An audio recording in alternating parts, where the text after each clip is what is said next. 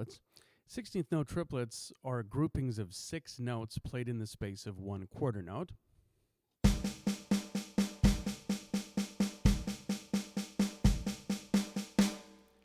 And for some people, that's not an easy concept to grasp. So what we're going to do is we're going to work 16th note triplet drum fills into our playing.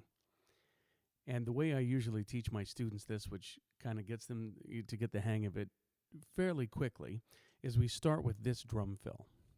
And let me just say, the reason we start with these fills is because when you're learning and you're doing drum fills, most people start with quarter notes, eighth notes, and 16th note drum fills. Something like this. Just take a basic rock pattern.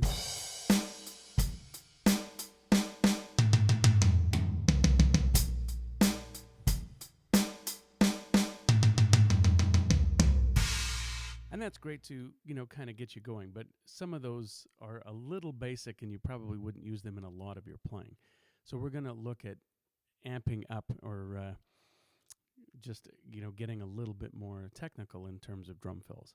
So the very first thing that we're going to do is for our drum fill, is we're going to play eighth notes. So our first hits are going to be one and on the snare drum in a kind of semi-flam.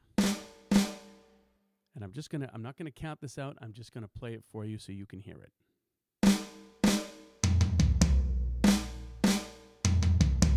I'm gonna play that in a beat.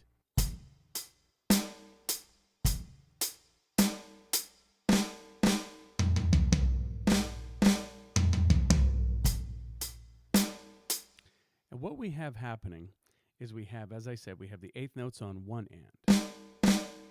And we have 4 hits over on our toms. Those 4 hits, which are two hits on tom 2, 2 hits on the floor tom, are actually the first 4 notes of 16th note triplets. So we're leaving 2 out. And usually when I'm teaching this to students, we don't get too technical. We just get them to play. I just get them to play it.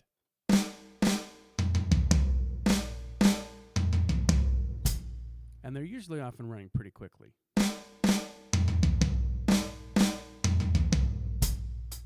In fact, when I'm teaching it, I don't even mention that I'm playing 16th note triplets, that they're learning 16th note triplets, because most of them wouldn't know what that is right off the bat. I tend to show them at first and then kind of extrapolate that information later. So once they get used to that, we get them to speed it up a little bit.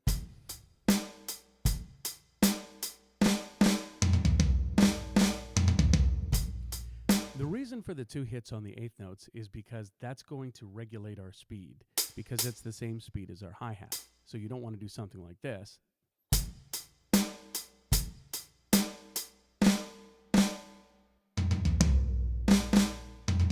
The hi-hat is there, and those first 2 hits are there to regulate exactly, to get in and out of our fill.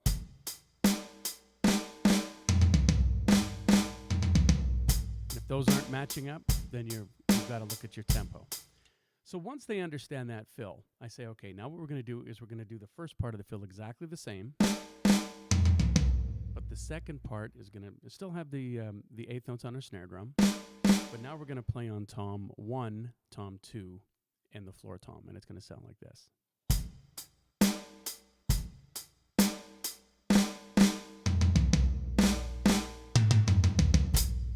And it's that important fill. The 2 on each drum, 2 on tom 1, 2 on tom 2, 2 on the floor tom, which really opens the understanding of the 16th note triplets. And it's surprisingly much easier to teach the 16th note triplet pattern when it's spread out over 3 drums than it is if you were doing over 2, which you would go right, left, right, left, right, left. Because a lot of students at first don't like to start things with their left hand.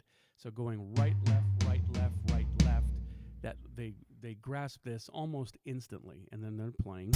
And you can speed it up a little bit.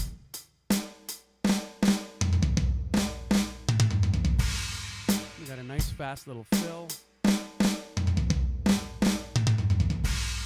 And from there, they can just take it a little faster.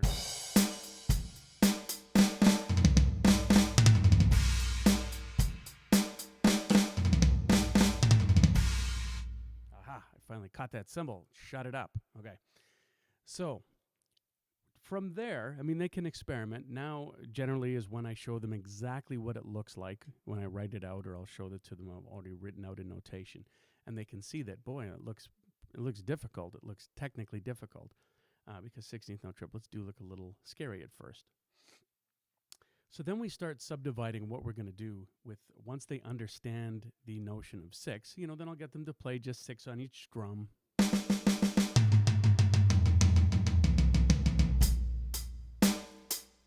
And we'll do it again.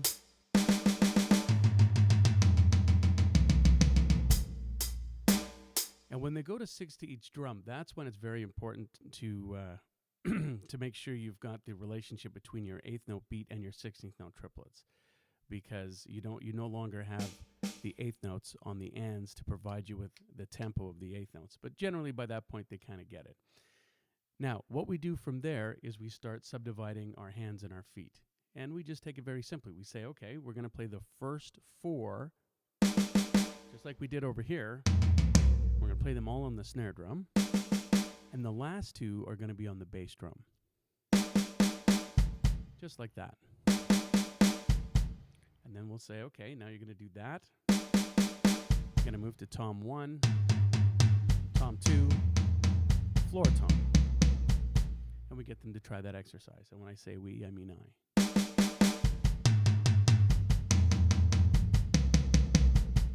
The problem with that particular fill, especially for people who are just kind of beginning, is this. And they've got the 2 bass drums, and then they're going back to their beat. So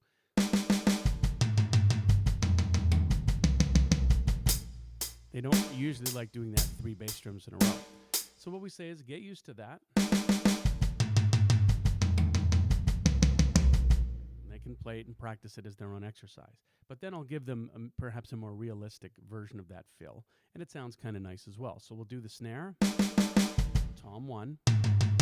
On tom 2, we're going to go with 2 bass drums. So it's going to sound like this.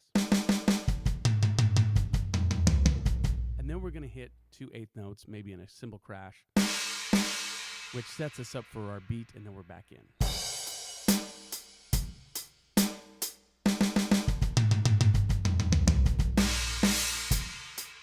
And as long as they take it slow,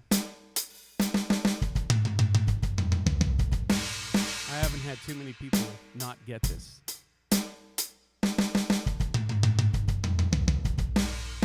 And then you just, of course, increase your tempo.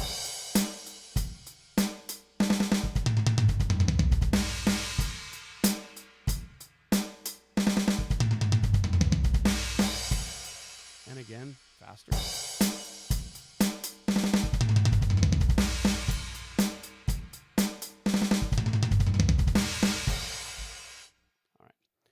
From there, we talk about taking it into 32nd note triplets and using doubles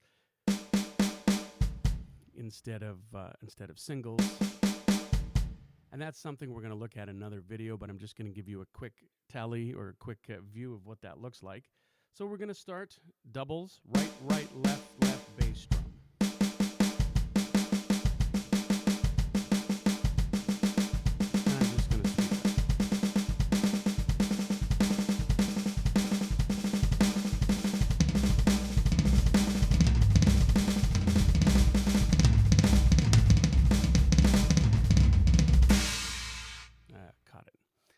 We're going to look at that more in depth in the next video.